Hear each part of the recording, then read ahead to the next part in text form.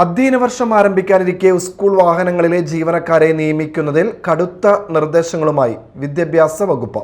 School വാഹന ജീവനക്കാരുടെ നിയമനത്തിന് മുൻപ് പോലീസ് ക്ലിയറൻസ് സർട്ടിഫിക്കറ്റ് നിർബന്ധമാണ്. ക്രിമിനൽ പശ്ചാത്തലമുള്ളവരെ സ്കൂൾ വാഹന സേവനത്തിൽ നിന്നും പൂർണ്ണമായും ഒഴിവാക്കണമെന്നും പൊതുവിദ്യാഭ്യാസ ഡയറക്ടർ ഉത്തരവിറക്കി. പുതിയ അധ്യയന വർഷം ആരംഭിക്കാനിരിക്കെ സ്കൂൾ വാഹനങ്ങളിലെ ജീവനക്കാരെ നിയമിക്കുന്നതിൽ കർശന നിർദ്ദേശങ്ങളുമായി പൊതുവിദ്യാഭ്യാസ വകുപ്പ്.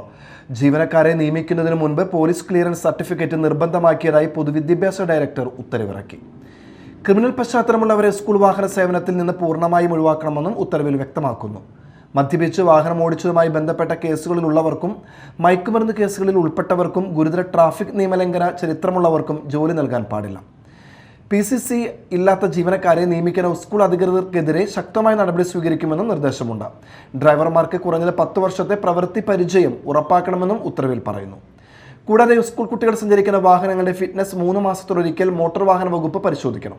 LKG, UKG, പ്രൈമറി വിദ്യാർത്ഥികൾ യാത്ര ചെയ്യുന്ന ബസ്സുകളിൽ പരിശീലനം ലഭിച്ച വനിതാ അറ്റൻഡർമാരുടെ സാന്നിധ്യം നിർബന്ധമാക്കുകയും എല്ലാ സ്കൂൾ വാഹനങ്ങളിലും സ്പീഡ് ഗവർണർ, CCTV ക്യാമറ തുടങ്ങിയ സുരക്ഷാ സംവിധാനങ്ങൾ ഉറപ്പാക്കണമെന്നും വിദ്യാഭ്യാസ വകുപ്പ് നിർദ്ദേശിച്ചു. Media time, Kochi.